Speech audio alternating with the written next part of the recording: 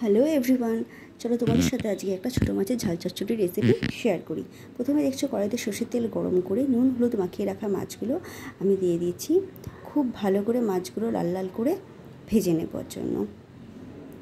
মাছগুলো যদি খুব লাল লাল করে ভাজা না হয় তাহলে উল্টাতে গেলে ভেঙে যাবে, সেই জন্য একটু বেশি করে ভেজেছি। দেখো এবার আমি আস্তে আস্তে মাছগুলো একটা একটা করে উল্টে দিচ্ছি। এতে কিন্তু মাছ কড়াইতে লেগে যায়নি বা খুন্তিতে লেগে ভেঙেও যায়নি। এইভাবেই আমি প্রত্যেকটা মাছ উল্টিয়ে নেব, নিয়ে অপর পাশটাও খুব ভালো করে ভেজে নেব। দেখো মাছগুলো ভাজা হয়ে গেছে, আমি কড়াই থেকে তুলে নিচ্ছি। একই প্রসেসে বাকি মাছগুলোও আমি লাল লাল করে ভেজে নেব।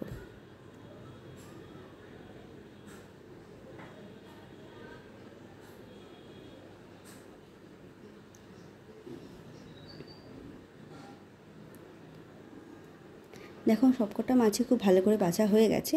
এবার মাছগুলো আমি তুলে নিচ্ছি। তুলে নিয়ে সেই কড়াইতেই দিয়ে দিচ্ছি আর একটু সর্ষের তেল। এই রান্নাতে সর্ষের তেলের পরিমাণ একটু বেশি লাগে, আর এটা পুরোপুরি কুচনো মশলা দিয়ে রান্না করব। প্রথমে দিয়ে দিলাম একটু কালো জিরে ফোড়ন। কালো জিরেটা ভাজা হতেই দিয়ে দিলাম কুচিয়ে রাখা বড় সাইজের একটা পেঁয়াজ, আর দিয়ে দিলাম 3টে কাঁচা লঙ্কা।